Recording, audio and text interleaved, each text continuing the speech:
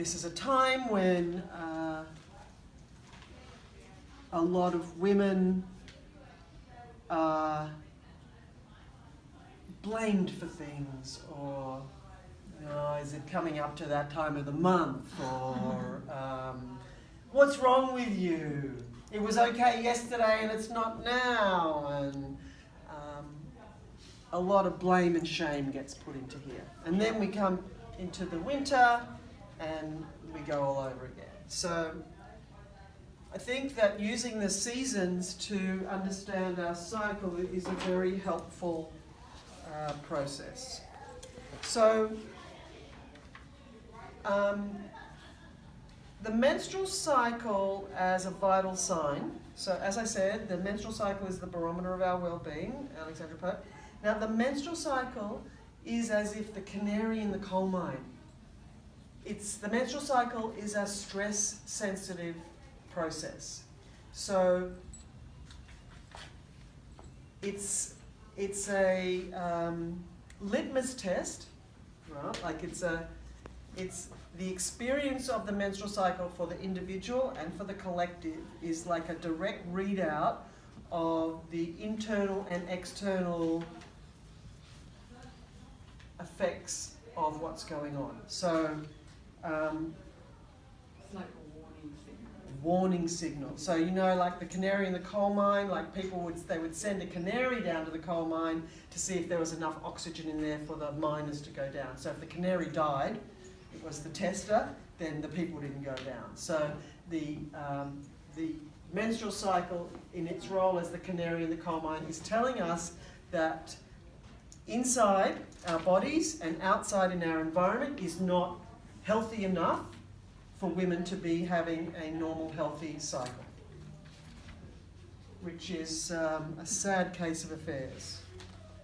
So what's normal? So one thing that is normal is that in the absence of excessive light pollution and lots of circulating stress hormones, the normal menstrual cycle bioregulates to the lunar cycle. So it's not what happens mostly now in our world, because there is so much light pollution, and there is a system in our bodies based on timing our ovulation and our cycle to happen when there is the most light in the night sky. It's based on our melatonin production, which influences our other hormonal production that brings on ovulation. But now, like you can be in the city and not even realize it's a full moon because there's so much light. When you're breathing, is that full moon or dark moon? Dark. Yeah, but it will be whatever, wherever you are. But if you were aligning with the moon, you would bleed on the dark moon or the new moon. Yeah. So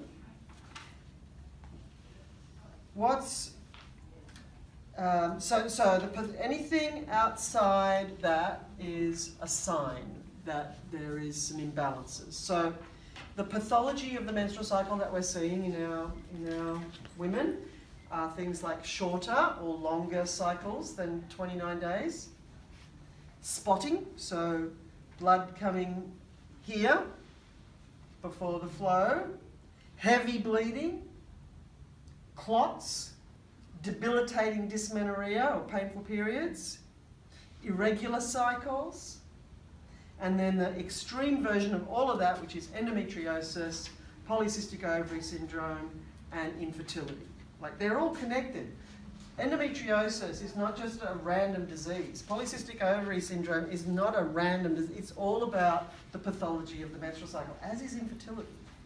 Like, it's not separate things. And that's one of the problems of our culture, is the reductionist perspective that treats something like infertility on its own, or your emotions on their own. And anything to do with the feminine that's put down or thought of in a negative way is just a clue that it holds power. So menstrual cycle, menopause, childbirth, these are the sources of great power for women. So these symptoms that I've just described, that one would call a pathology of the menstrual cycle, are prevalent And if this is a vital sign, this is telling us that the overall health and well-being of women, particularly maidens, is not well. So the reasons for the pathology, this is really what we have to get to. So physically, we are all in toxin overload and our livers can't keep up. We have high estrogen levels and therefore we make high progesterone levels, and this is what creates the symptoms in the menstrual cycle. So I'm going to go into this a little bit more.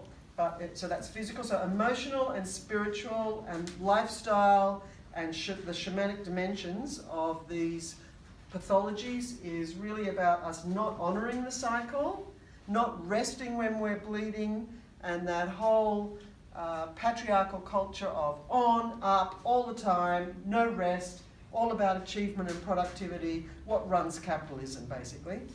And that doesn't honour downtime, you know, like we don't even, we could even bypass night if we wanted to, like we could just keep our lights on and that just tricks our body into thinking that there is no night. So our bodies, like I said, are as if the earth and we need to flow with the light, you know, we are, our ovulation is based on light. The circadian rhythm of our body is based on the relationship between the earth and the sun. If we start messing with it, then that's when all the problems begin. So with not honouring the cycle and even dishonouring the cycle and then not honouring the body at all causes symptoms, because the symptoms in the menstrual cycle are our body talking to us about things that are out of balance that need attention. Simple as that. So what's going on in the body? So humans are at the top of the food chain.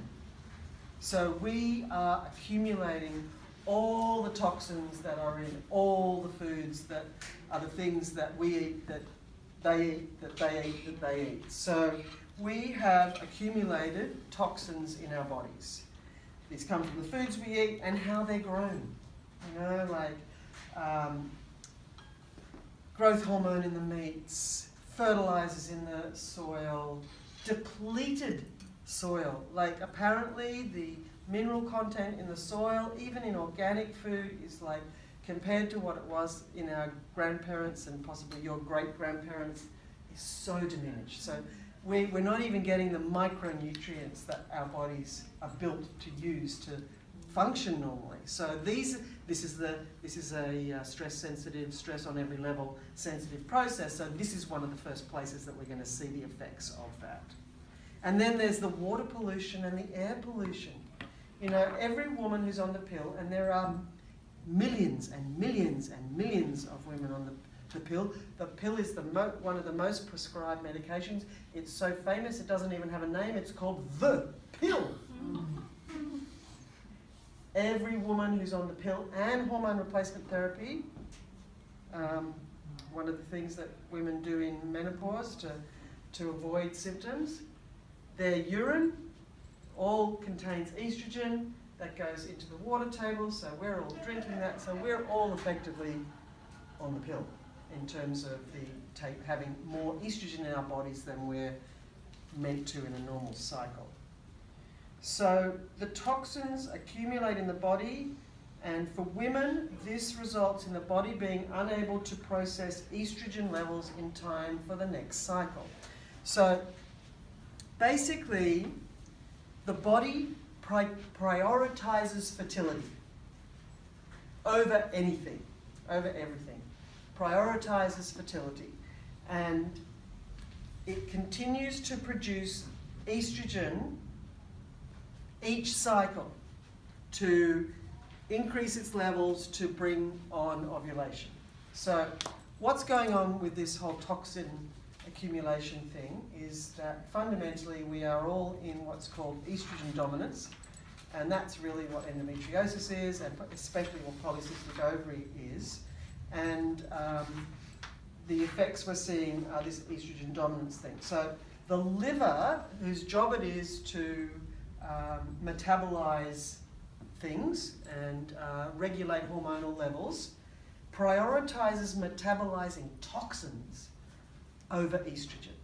So The toxins that the liver will choose first to metabolize are cortisol, which is a stress hormone, and alcohol. Alcohol, which is poisonous to the body. So if you have a lot of toxins in your body, and we all do, and then you increase the toxins in your body by what you eat, we need to eat organic food.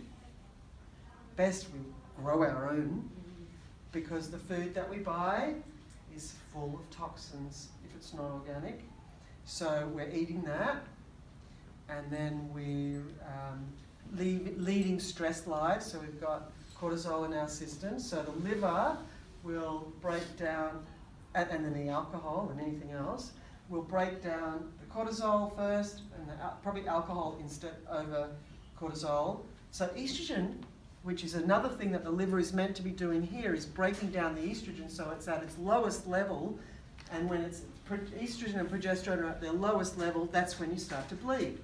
And when they're at their highest level is when you ovulate. So when you live, and your liver is really responsible for that process by breaking down the estrogen levels here so that it then starts again by building it up. If you have lots of toxins in your body, well, we all have lots of toxins in our body.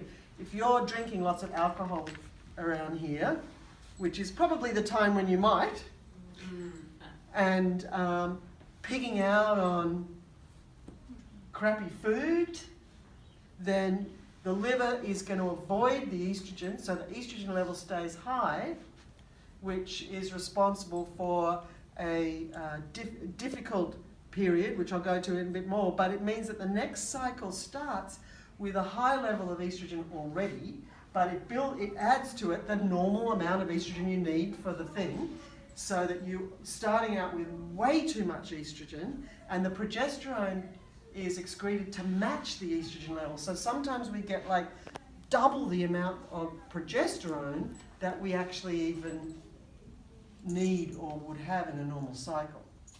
So it's a bit of a doom loop too. So, and here, if the liver can't process the toxins or the estrogen, it just stores it in our fat. And we make more fat to store all the things that the liver can't break down because it's too dangerous in your body. So,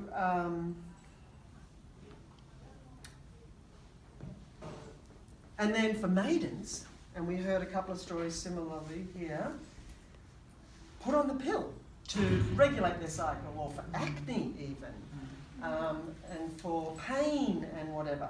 And as I said, and even for athletes, like girls who are going to be focusing on a sport, sometimes the recommendation is go on the pill so that you're not going to be up and down with your energy levels. So, as I said, that has a huge impact on messing with the body's process.